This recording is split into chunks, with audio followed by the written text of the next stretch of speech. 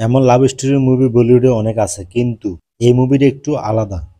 ধারাক মুভির সিকুয়েল ধারাক 2 এই মুভির ট্রেলার চলে এসেছে। তো কেমন ছিল ট্রেলারটি, চলুন কথা বলি এই বিষয়ে।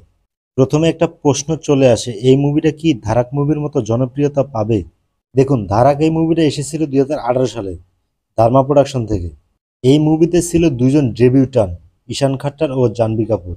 ধারাক এই মুভিটার হিন্দি রিমেক সবাই পছন্দ করেছে, তার কারণ হলো ধারাক এই মুভিটা মারাঠি মুভি স্যারাটের রিমেক ছিল। এই মুভির গানগুলো ছিল সুপারহিট।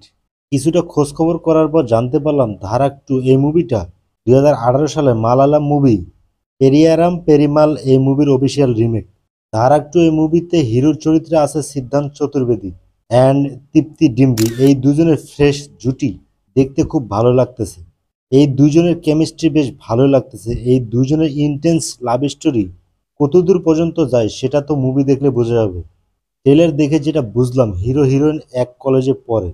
হিরো রিজার্ভেশন কোটায় অ্যাডমিশন পেয়েছে কলেজে। এই বিষয়টা নিয়ে সবাই তার সাথে মজা করে, তাকে নিয়ে হাসাহাসি করে, এক কথায় র্যাগিং। ঠিক তখন হিরোইন হিরোর পাশে দাঁড়ায়, কারণ হিরোইন গরিব বড়লোক এইসব বিষয় মানে না। দেখেন, এই মুভির মেইন টপিক হলো লাভ স্টোরি। আর এই ধরনের লাভ স্টোরিতে তৃপ্তি ডিমরি কতটা হাই লেভেলের অ্যাক্টিং করতে পারে সেটা অলরেডি লায়লা মজনু মুভিতে আমরা দেখে ফেলেছি। তৃপ্তি ডিমরির পাশাপাশি সিদ্ধান্ত চতুর্বেদীও ধীরে ধীরে বলিউডে তার জায়গাটা পাকাপোক্ত করতেছে তার অ্যাক্টিং স্কিল দিয়ে।